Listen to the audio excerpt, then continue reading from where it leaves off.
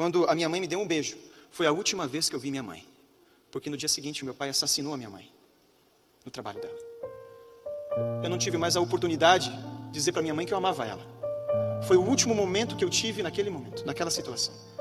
Não tive mais a oportunidade de dizer para minha mãe: mãe, não importa as circunstâncias da vida, eu amo você. Mas eu não disse isso para ela. Minha mãe faleceu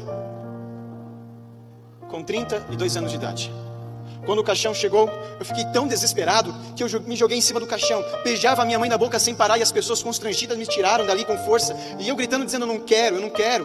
E ninguém entendia o meu sofrimento, a minha dor, porque eu precisava pedir perdão para minha mãe. Mas ela não ouvia mais. E então, sofremos. Eu com 12 anos de idade, a minha irmã com 6 anos de idade.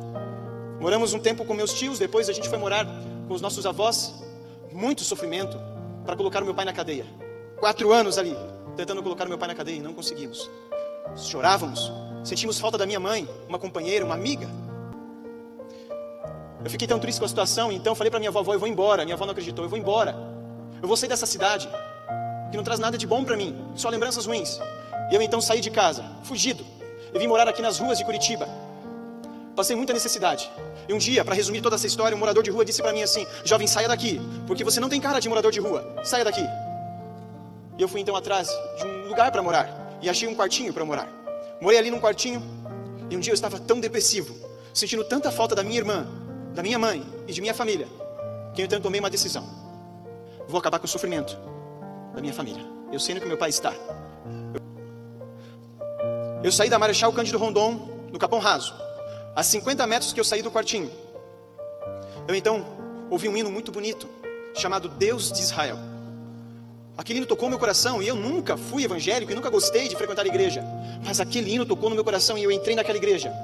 E uma recepcionista disse assim: seja bem-vindo à casa de Deus. Eu disse para ela: se eu fosse um assassino, a senhora me trataria da mesma forma? Ela disse: Jesus tratou todos da mesma forma, por que eu vou tratar você diferente? E ela então me tratou com muito amor. Sentei no último banco da igreja, prestei atenção no culto, e o pastor Nadaline estava pregando sobre o perdão. E eu disse comigo: esse cara não sabe o que está falando, não tem noção do sofrimento que eu estou passando. Eu nunca vou perdoar meu pai. E a frase que ele disse, e preste bem atenção, foi: o perdão não muda o passado, mas engrandece o futuro. Eu perguntei para aquela moça, a recepcionista: moça, que igreja é esta aqui? Ela disse: aqui é a igreja adventista do 7º dia. Fui muito bem acolhido, não fui matar o meu pai. Voltei para o quartinho e me ajoelhei e falei: Deus, se o Senhor existe, por favor, me ajude, Senhor. Eu dormi ajoelhado, com fome, e no dia seguinte acordei disposto. Saí do quartinho para conseguir um trabalho, e quando eu saí, eu encontro o vizinho trocando a telha da casa, e eu me ofereci: moço, eu cobro 10 para jogar essas telhas velhas dentro da caçamba. Ele: vem aqui, me deu comida, e me deu um dinheirinho. Ele me pagou R$80, muito dinheiro para mim. Tirei a barriga da miséria. Fui no Big, na Marechal Cândido Rondon, ali perto, comprei bolacha, salgadinho, coisa de jovem, né? Comi um monte. Eu falei: Deus existe, Ele está atendendo a minha necessidade. No sábado comecei para a igreja, e fui muito bem acolhido pela igreja, muito bem acolhido por uns jovens que me convidaram para jogar futebol. Joguei futebol com eles. Eram gêmeos, esses 2 jovens que me convidaram, o Gui e o Eduardo. E eu então, eles disseram assim: ó, depois do pôr do sol, nós vamos jogar um futebol na Bosch. Tô dentro. Onde você mora? Eu tinha vergonha de mostrar onde eu morava. Então tinha um sobrado na frente daquele senhor que estava trocando a telha. Eu falei: eu moro naquela casa lá. Nossa, mora bem, hein? Eu moro lá. Às 19 horas nós vamos passar na frente da sua casa. Eu falei: tudo bem. Eu duvidei, eu não acreditava mais em pessoas. Eu duvidei. E então eles foram lá. David! Não pode ser. Será que são eles? Eu falei: bom, se eu não for, o pessoal do quartinho vai falar que eu moro aqui. Vou passar uma vergonha. Então é melhor eu ir e falar: não, vocês entenderam errado, era aqui. E eu então fui lá, fui jogar bola. Fiz amizade com aqueles jovens que me amaram. Eram a minha família. Comecei a frequentar a igreja. Comecei a fazer amizades ali com uma família especial, a família Marcondes. Eles me acolheram tanto, com tanto amor, que houve um momento da vida deles que o meu melhor amigo, ele morreu, descansou, e era membro da igreja. A mãe dele se encontra aqui. Eu não vou mostrar as fotos para não emocionar mais ela, mas esse menino era tão bom, tão querido, que nós ali brincávamos e nos divertíamos. Ele foi atropelado e descansou no Senhor, e está esperando agora Jesus voltar. Aquela família enlutada, depois de alguns meses, foram no meu quartinho, e a mãe desse menino, a mesma recepcionista que me tratou muito bem, disse assim, foi no meu quarto com a família, com toda a família, no meu quartinho, e ela disse assim: eu não substituo a mãe que você teve, e muito menos Você substitui o filho que eu tive, mas creio que um pode ajudar o outro. Você quer vir morar com a gente?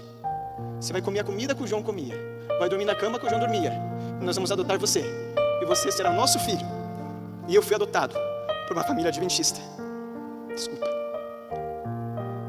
Gostaria que minha mãe, a pessoa que me adotou, se colocasse em pé, uma salva de palmas para a honra e glória de Deus.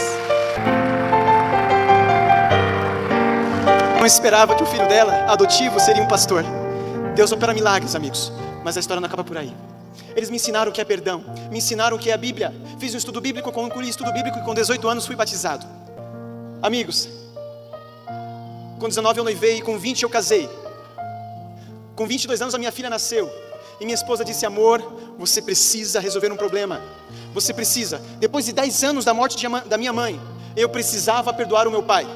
E então, a minha esposa teve iniciativa de ligar para a assistente social do Piraquara. E depois de 10 anos, eu poder visitar o meu pai e perdoar o meu pai. A minha esposa ligou e a assistente social disse assim: olha, moça, o Sérgio Luiz dos Santos está preso aqui e nunca recebeu visita de ninguém. O filho dele vai visitar ele? Sim, o filho dele vai visitar. Multidões de pessoas estavam lá visitando os seus entes queridos. E eu não sabia mais quem era o meu pai, não lembrava mais do meu pai. Mas o pai sempre lembra do filho.